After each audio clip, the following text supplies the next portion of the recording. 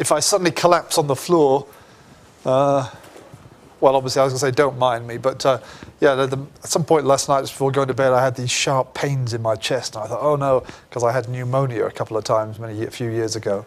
But it doesn't seem to be that.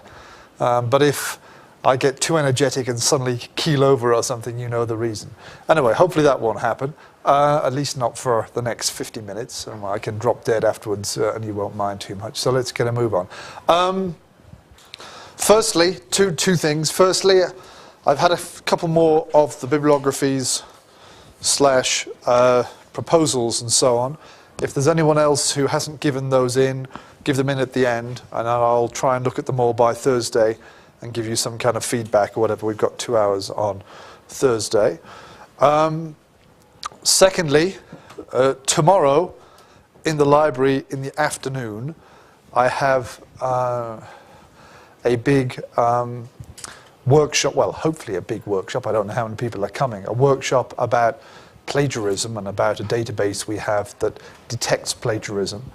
And so I won't be doing my office hours, so there's no office hours tomorrow afternoon. If you need, particularly Hassan, who's doing the presentation on Thursday, I'm around in the library, kind of running up and down the stairs and things in the morning, or else in the morning on Thursday, if we need to kind of chat about final arrangements and things like that. And for the rest of you, apologies, but between 1:30 and 3:30, I'll be in the library, not in my history office, if there's anything you need to contact me about, which I don't think there is, but just in case, I have to warn you.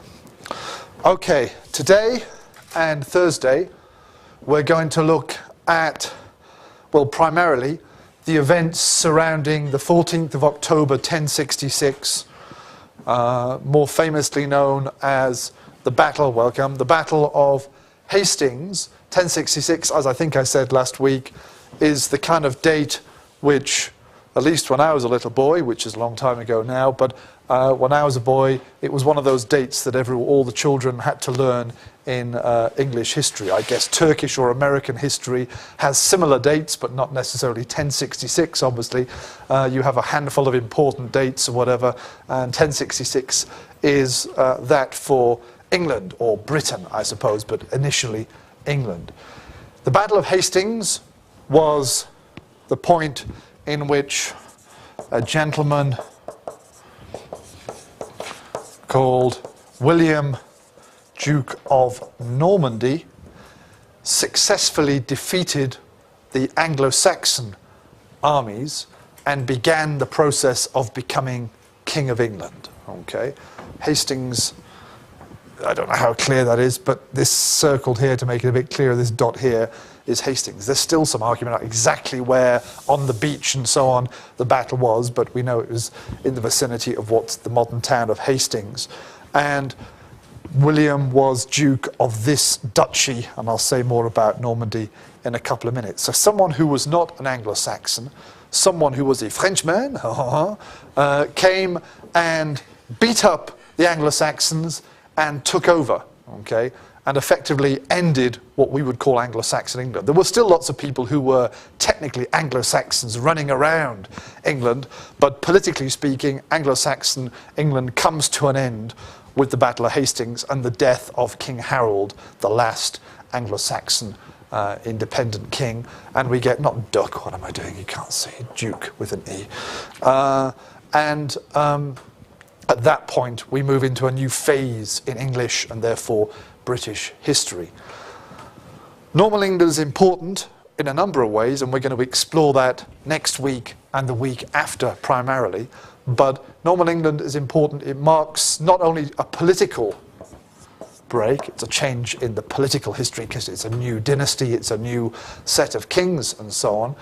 Also, socially, it's argued to be important. For example, some people, particularly in the old days, used to argue that what we call feudalism, the way of organizing particularly the higher echelons of society, according to a certain system which historians have come to call feudalism, people have suggested that feudalism was only introduced into England following the Norman conquest by the Normans and so on. Others have argued the Anglo-Saxons had something kind of similar, but we wouldn't call it feudal and so on. So it's one of these debates. But that was one aspect of what you could call social change at the time. Cultural change. England, and by extension Britain, the rest of Britain and Ireland, become more connected to the continent, become more connected to particularly France, not just politically, and we'll explore that in the next few weeks as well, but in other ways. The culture of the ruling class is now the culture of Normandy and northern France and so on, okay, and including language. Since the time of King Alfred the Great, English as a language had had a great revival. I mentioned that very briefly. He had a kind of renaissance after he'd stopped the Vikings and so on. And the English language was used for many, many things, not just literature, administration, and all sorts of things in late Anglo-Saxon England. Once the Normans come in, that stops. Okay? Latin continues, but particularly for literature and other things, and for formal discussion in the court and so on, and higher parts of society, it's French which takes over. Okay. And the rest of the Middle Ages, we see the gradual re-emergence of English, but for the first period, particularly into the 12th century and so on, okay, English is hardly noticed at all. It's a very low focus. So that's one example of what we could call cultural change. In religious terms as well, okay, we see big changes in England. New religious orders, new monasteries founded by the Normans and so on coming in, partly as a result of the conquest itself. Okay. I have to stress that whereas the Viking settlements that we've been looking at, and whereas the Anglo-Saxon settlements that we looked at earlier involved a large movement of people, okay, coming in to Britain and establishing the English, or establishing up here Viking settlements. The Norman conquest did not involve lots of Frenchmen coming into England, and so on, okay. It was an elite movement. It was the higher warrior aristocratic class that were fighting with William, his supporters primarily, who were able to come in, take over the land of the Anglo-Saxons and be the rulers. But we don't see a large demographic or population change.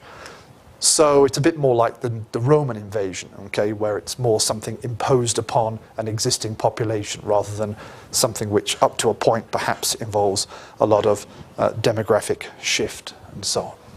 So very, very important point on a whole host of ways, politically and other ways. And we're going to explore some of these in a bit more detail, I hope, in the next few weeks.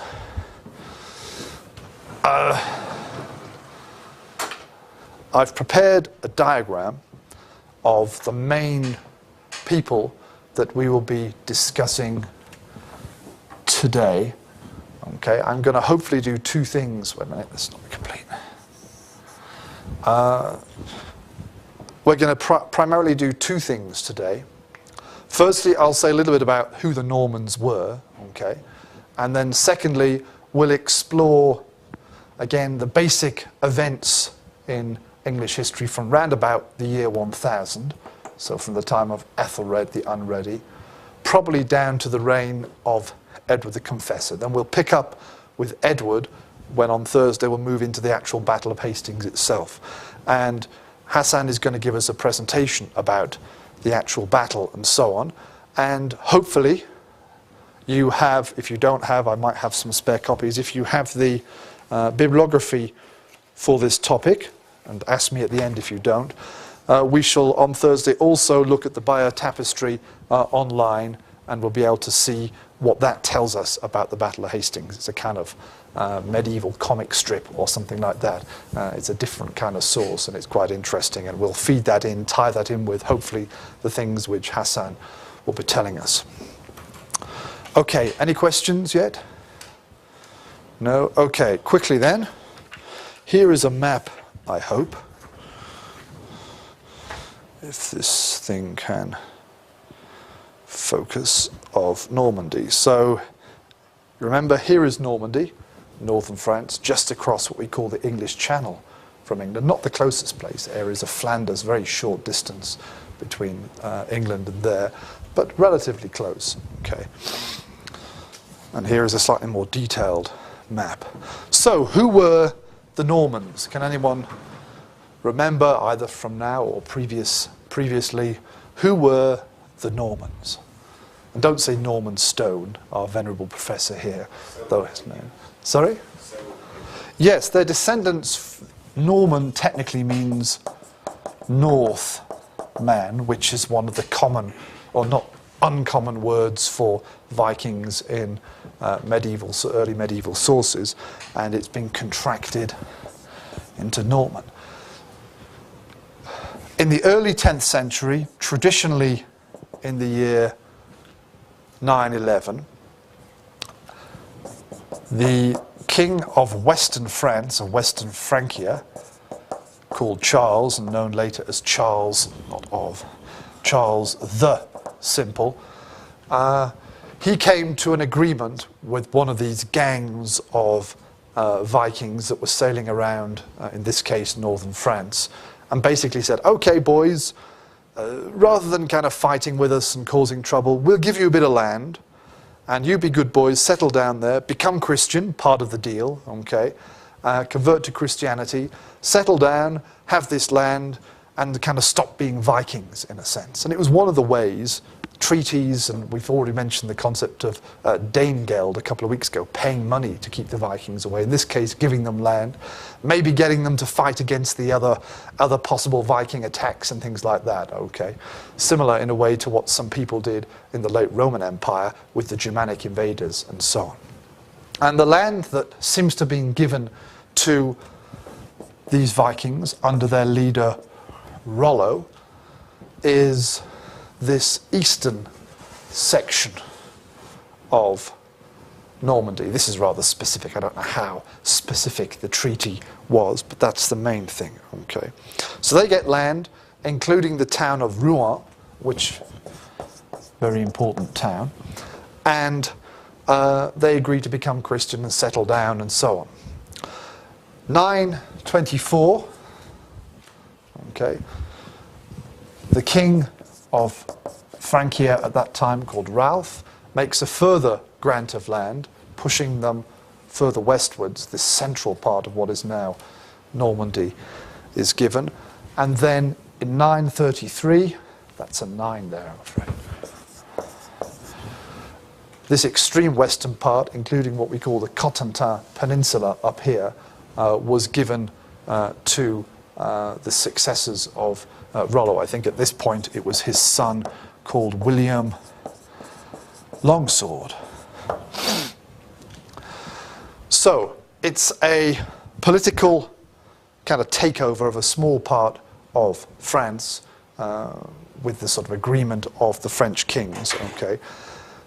Originally, Rollo and his successors were called the Counts of Rouen, okay, which had been an old title. They take over an existing noble title. But then as things expand, eventually they start calling themselves dukes of this new land, which becomes the Northman land, or Normandy as we've got it there. In addition to this political takeover, we do see a certain amount of Viking settlement, Scandinavian settlement coming in. So Vikings have got the land, and like in England, therefore, some other guys come in and start settling down.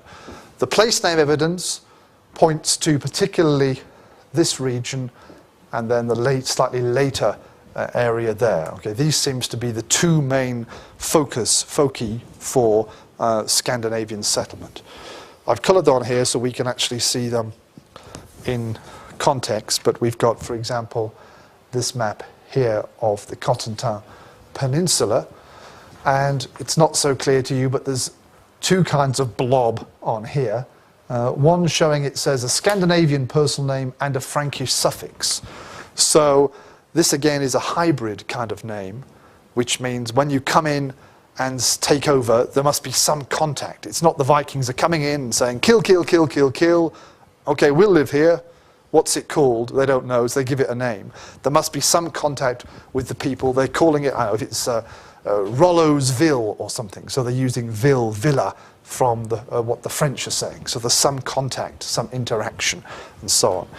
And then this is just the same kind of thing for the earlier eastern region there. There's Rouen, see a bit further south on the southern edge of the main settlements as well.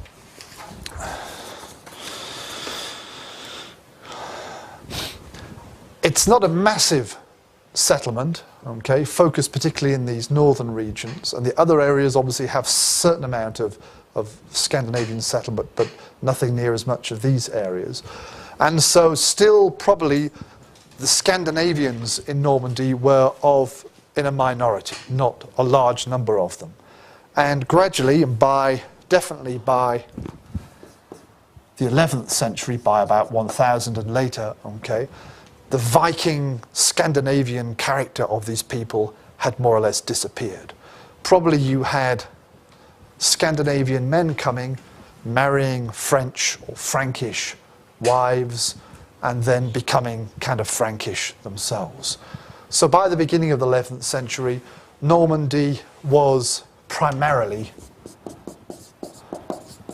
Frankish. They remembered their Scandinavian origins. They were kind of proud to say, we are Scandinavians and so on. They remembered the stories about Rollo and whatever.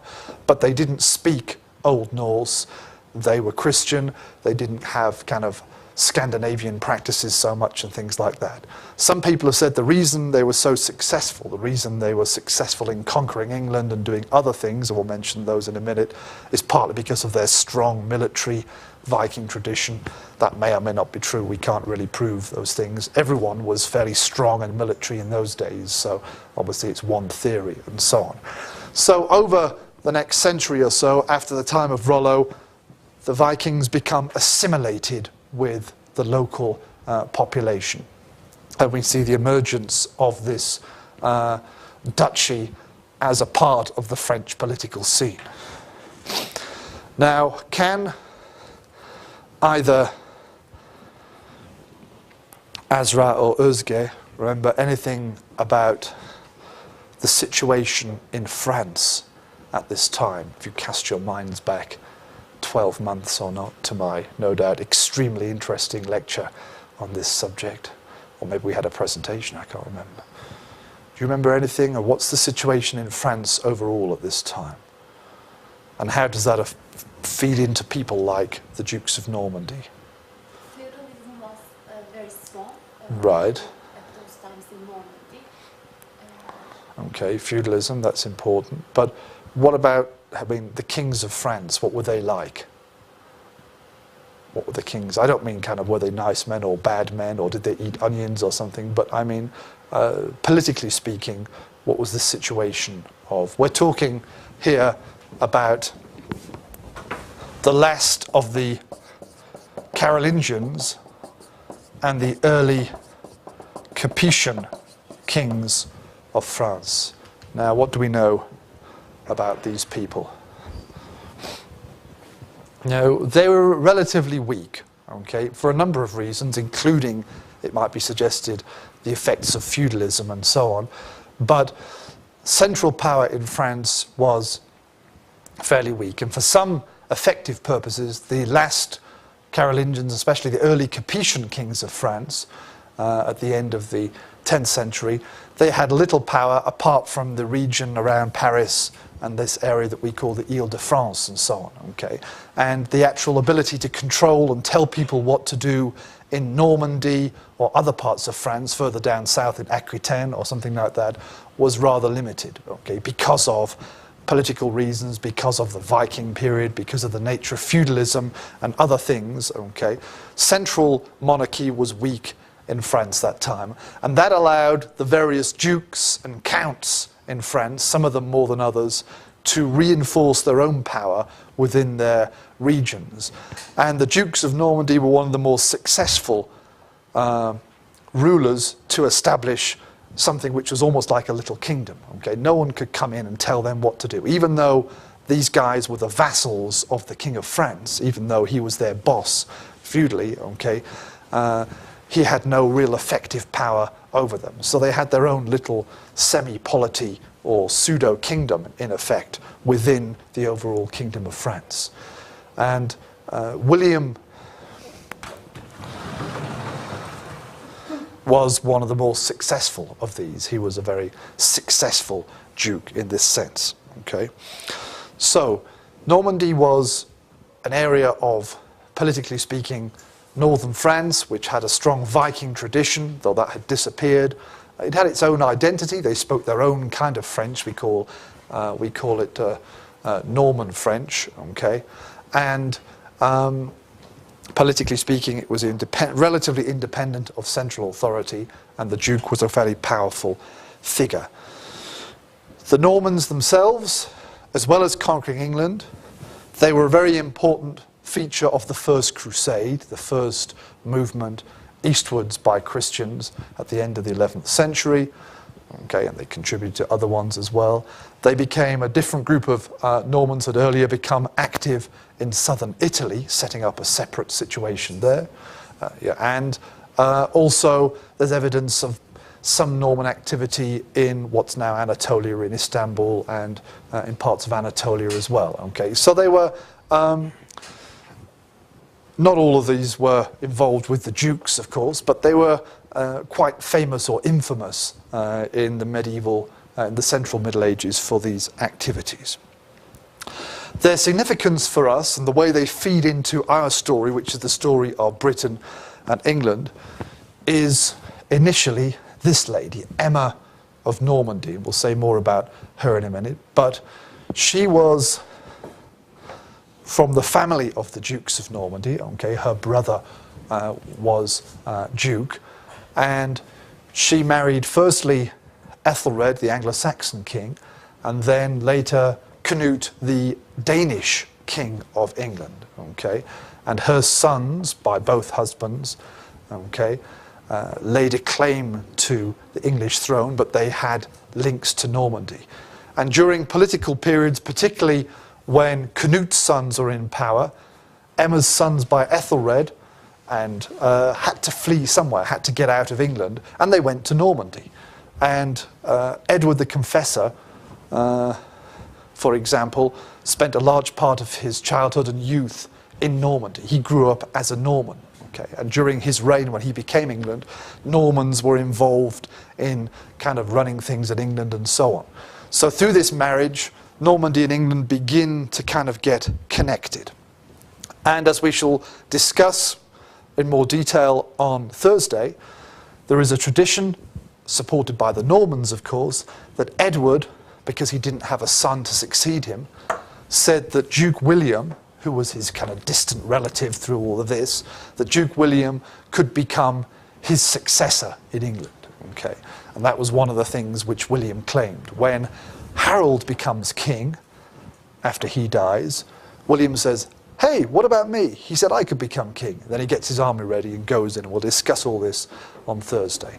So we've got the Emma connection, and through her sons, particularly Edward, spending time in Normandy, and then this claim that Edward had named William his successor. These are the features, the Norman picture that we see feeding into the Battle of Hastings in the background, and so on. Okay, any questions there? All right, let me just put this map up now. It's just a map of kind of England that we can refer to. And what I shall sketch now is the events from the reign of Ethelred down to the succession of Edward. Okay, so from about 1000 down to 1042. Okay, and then we'll pick up the story 1042 onwards next week. First I shall clean the board.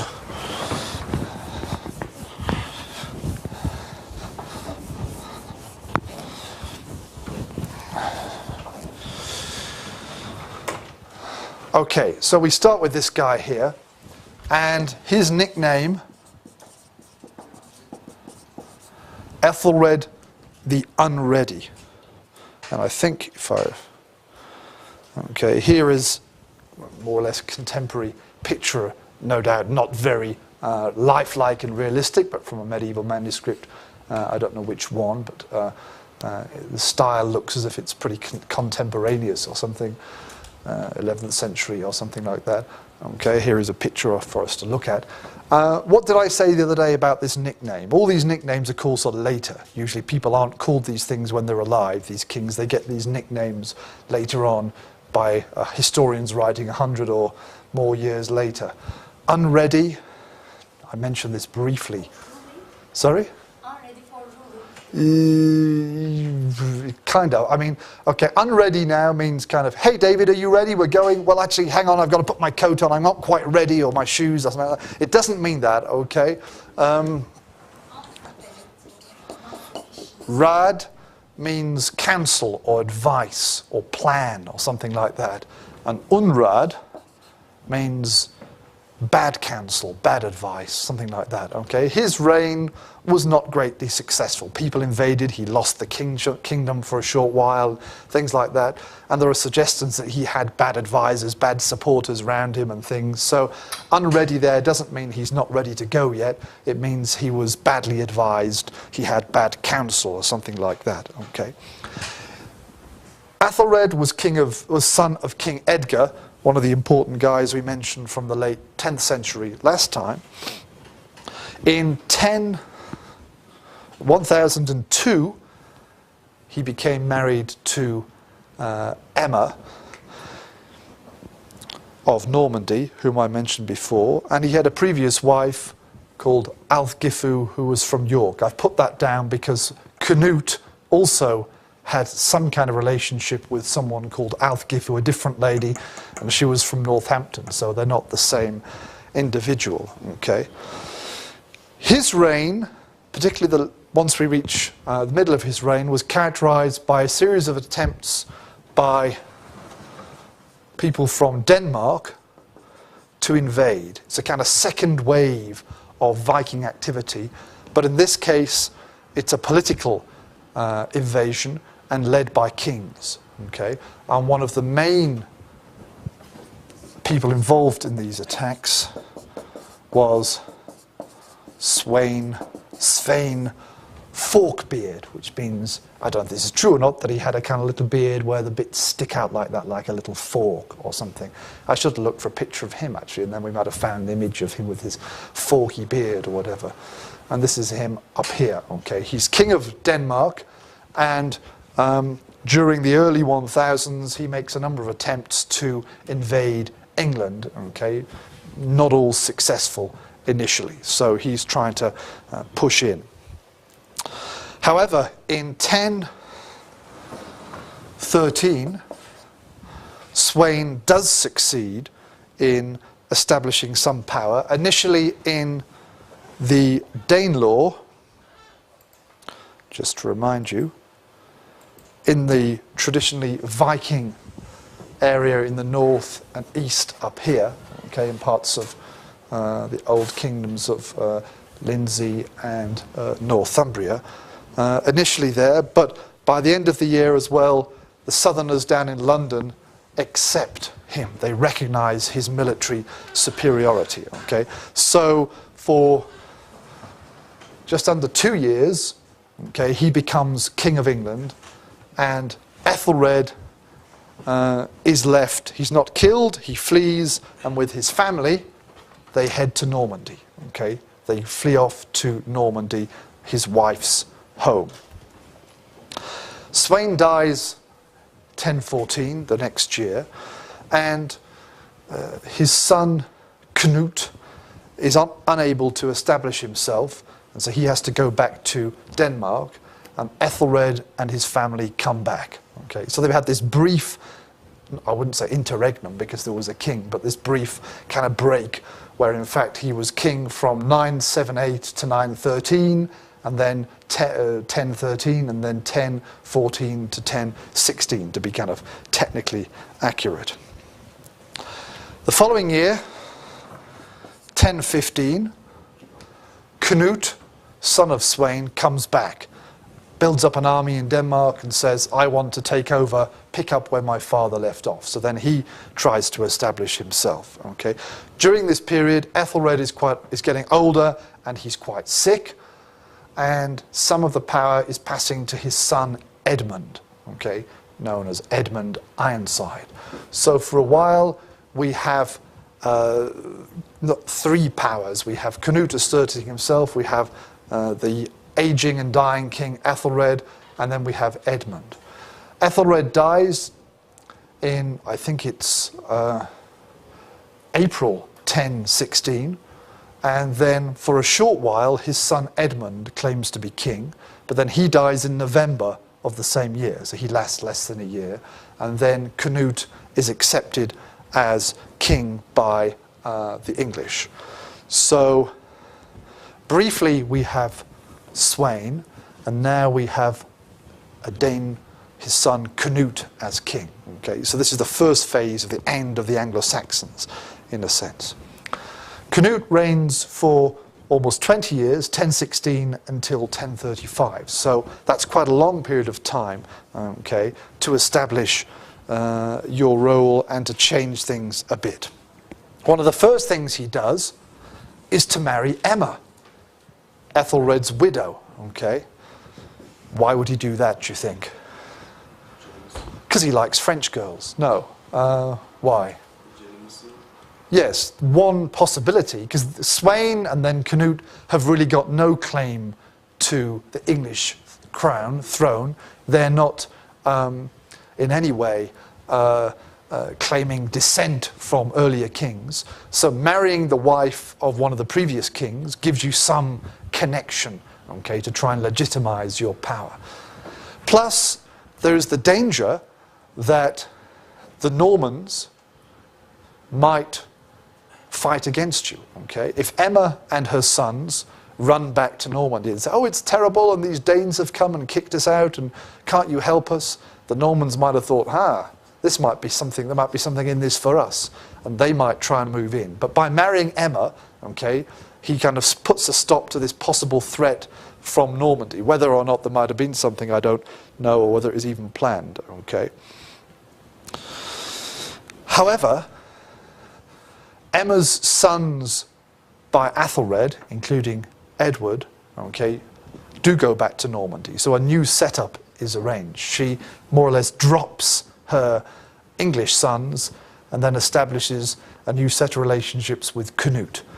Canute already had some kind of relationship going on, whether she was his wife or kind of extra lady, Althgifu from Northampton, okay, and this sets up a problem because then he's got these two rival sons, Harold Harefoot by the extra lady, and then Harthur Canute by the new wife Emma. So when he dies, okay, we're going to have succession problems emerging. We're going to have problems emerging because we've got rivals from different mothers and so on. So during this 20-year period under Canute, we see a number of things happening in England which kind of prefigure or are not too dissimilar to what happens when William comes in 40 years later or so.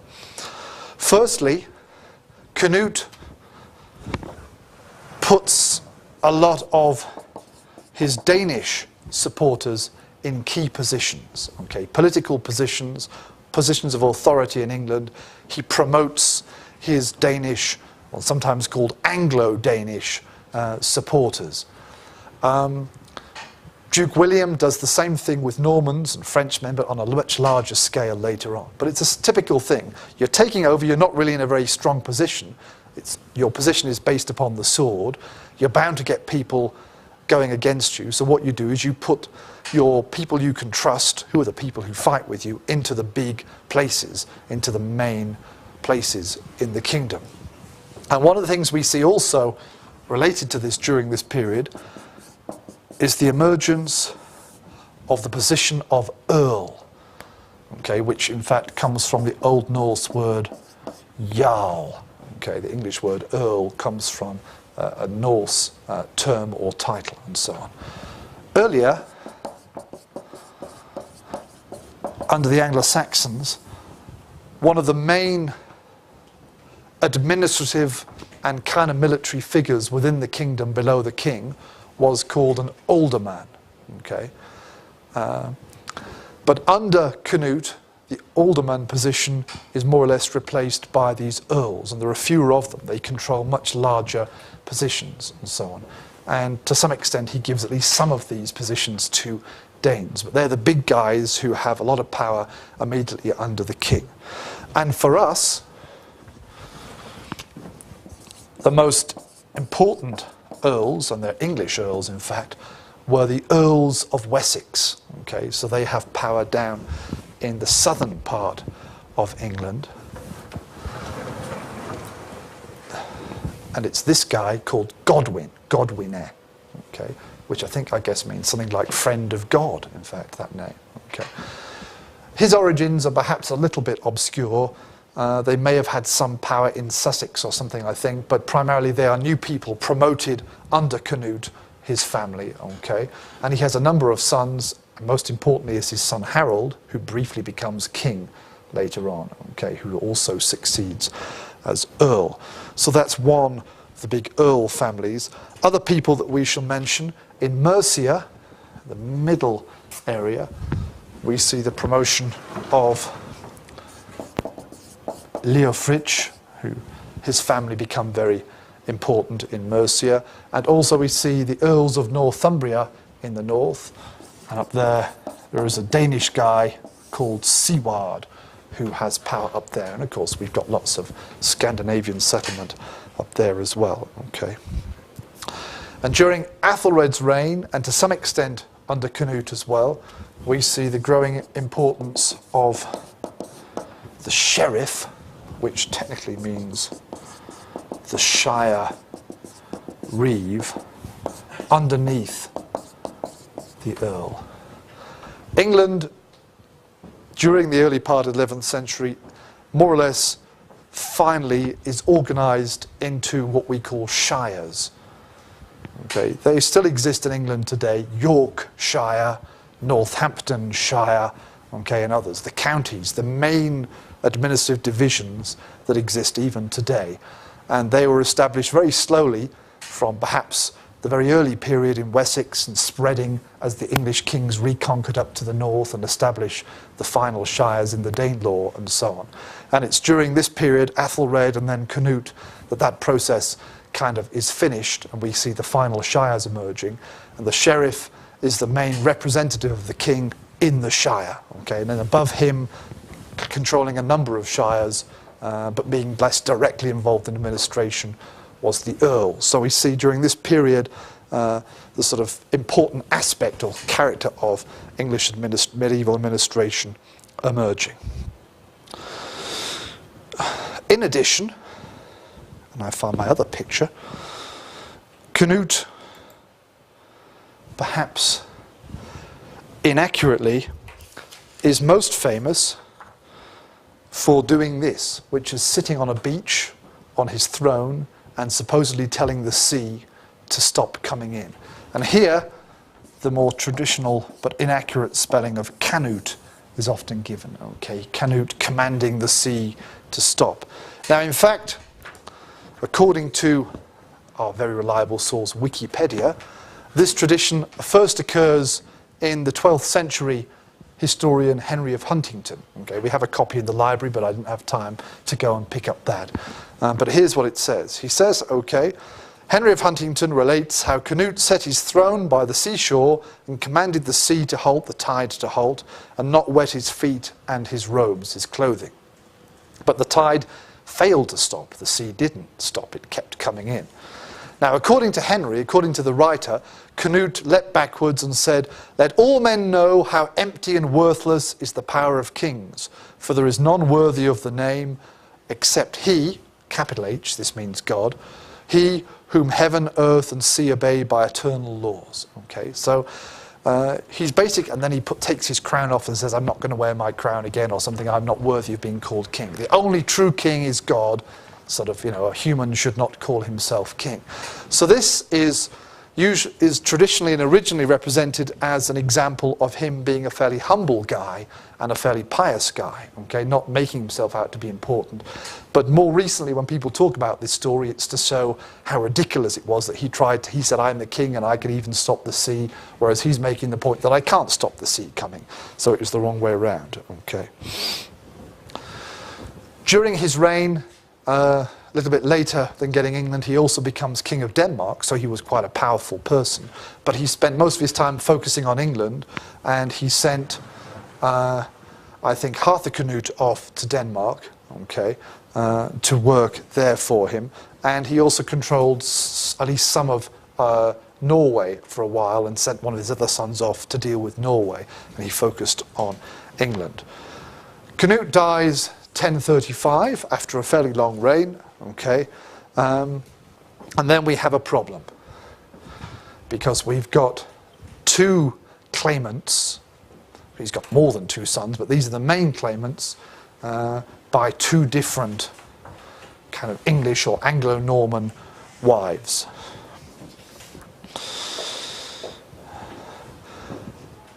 Earl Godwin of Wessex, one of the more powerful guys in England, he supports Harthacnut, but Leofric,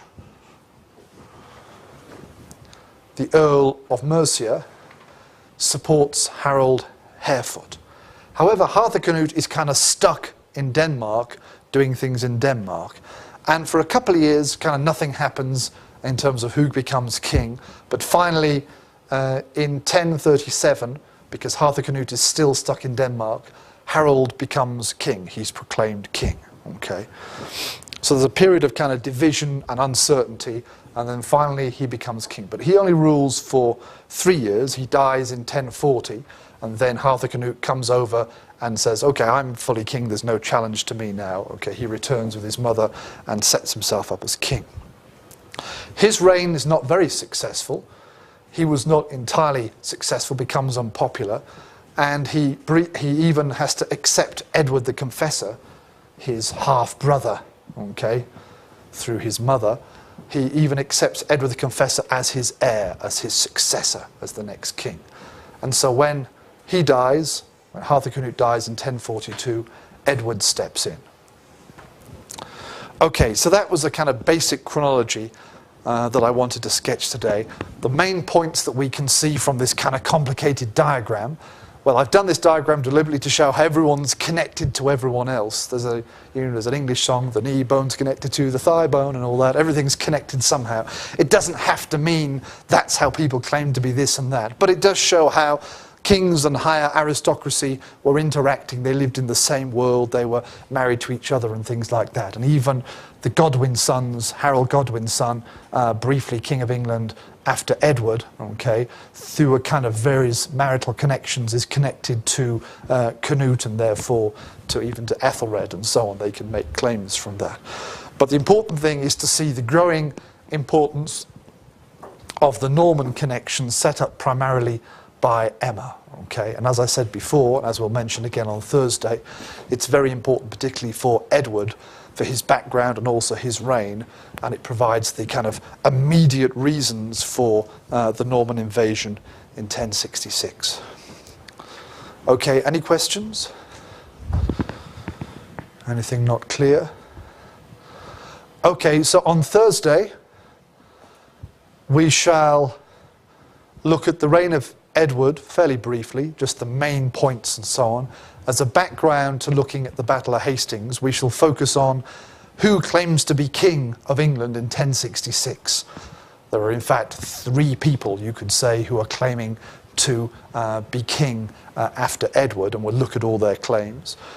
This all leads to the Battle of Hastings, the invasion by William, which will be the focus for Hassan's presentation, and probably at the end, after the presentation, we shall go online and look at the Bayeux Tapestry, parts of that, and how it can tell us political propaganda, as well as helping us to reconstruct historical events using a rather different format than the one that historians are used to. Okay, thank you very much. See you all on Thursday. Again, if anyone has got bibliography or draft plans and so on, plans, please give them to me now, and I shall do my best, workshops in the library permitting, to give them back on Thursday with some feedback and comments and things like that. I have a quick question. The Anglo-Saxon armies and began the process of becoming King of England. Okay, Hastings, I don't know how clear that is, but this circled here to make it a bit clearer, this dot here is Hastings. There's still some argument about exactly where on the beach and so on the battle was, but we know it was in the vicinity of what's the modern town of Hastings. And William was Duke of this duchy, and I'll say more about Normandy in a couple of minutes. So someone who was not an Anglo-Saxon, someone who was a Frenchman, came and beat up the Anglo-Saxons and took over, okay, and effectively ended what we would call Anglo-Saxon England. There were still lots of people who were technically Anglo-Saxons running around England, but politically speaking, Anglo-Saxon England comes to an end with the Battle of Hastings and the death of King Harold, the last Anglo-Saxon independent king, and we get, not duck, what am I doing, you can't see, Duke with an E. At that point, we move into a new phase in English and therefore British history. Norman England is important in a number of ways, and we're going to explore that next week and the week after primarily. But Norman England is important. It marks not only a political break, it's a change in the political history because it's a new dynasty, it's a new set of kings and so on. Also, once the Normans come in, that stops. Okay? Latin continues, but particularly for literature and other things, and for formal discussion in the court and so on, and higher parts of society, it's French which takes over. Okay. And the rest of the Middle Ages, we see the gradual re-emergence of English, but for the first period, particularly into the 12th century and so on, okay, English is hardly noticed at all. It's a very low focus. So that's one example of what we could call cultural change. In religious terms as well, okay, we see big changes in England. New religious orders, new monasteries founded by the Normans and so on coming in, partly as a result of the conquest itself. Okay. I have to stress that whereas the Viking settlements that we've been looking at, and whereas the Anglo-Saxon settlements that we looked at earlier involved a large movement of people, okay, coming in to Britain and establishing the English or establishing up here Viking settlements. The Norman conquest did not involve lots of Frenchmen coming into England, and so on, okay. It was an elite movement. It was the whole, socially, it's argued to be important. For example, some people, particularly in the old days, used to argue that what we call feudalism, the way of organizing particularly the higher echelons of society, according to a certain system which historians have come to call feudalism, people have suggested that feudalism was only introduced into England following the Norman conquest by the Normans and so on. Others have argued the Anglo-Saxons had something kind of similar, but we wouldn't call it feudal and so on. So it's one of these debates. But that was one aspect of what you could call social change at the time. Cultural change. England, and by extension Britain, the rest of Britain and Ireland, become more connected to the continent, become more connected to particularly France, not just politically, and we'll explore that in the next few weeks as well, but in other ways.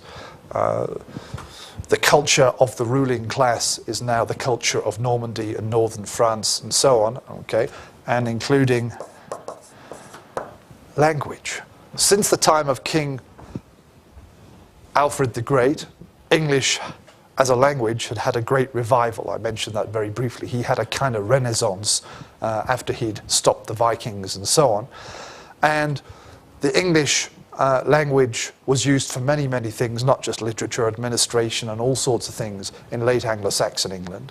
Hassan, who's doing the presentation on Thursday, I'm around in the library, kind of running up and down the stairs and things in the morning, or else in the morning on Thursday if we need to kind of chat about final arrangements and things like that. And for the rest of you, apologies, but between 1:30 and 3:30 I'll be in the library, not in my history office, if there's anything you need to contact me about, which I don't think there is, but just in case I have to warn you. Okay, today and Thursday we're going to look at, well, primarily the events surrounding the 14th of October 1066, more famously known as the Battle of Hastings. 1066, as I think I said last week, is the kind of date which, at least when I was a little boy, which is a long time ago now, but when I was a boy, it was one of those dates that all the children had to learn in English history. I guess Turkish or American history has similar dates, but not necessarily 1066, obviously. You have a handful of important dates or whatever, and 1066 is that for England, or Britain, I suppose, but initially England. The Battle of Hastings was the point in which a gentleman called William, Duke of Normandy, successfully defeated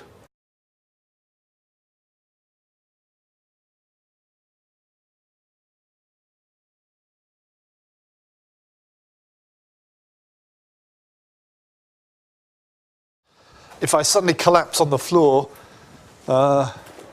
well, obviously I was going to say don't mind me, but yeah, at some point last night just before going to bed I had these sharp pains in my chest and I thought, oh no, because I had pneumonia a couple of times a few years ago, but it doesn't seem to be that.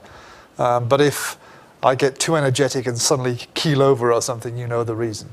Anyway, hopefully that won't happen, at least not for the next 50 minutes, and I can drop dead afterwards and you won't mind too much. So let's get a move on. Firstly, two things. Firstly, I've had a couple more of the bibliographies / proposals and so on. If there's anyone else who hasn't given those in, give them in at the end, and I'll try and look at them all by Thursday and give you some kind of feedback or whatever. We've got 2 hours on Thursday.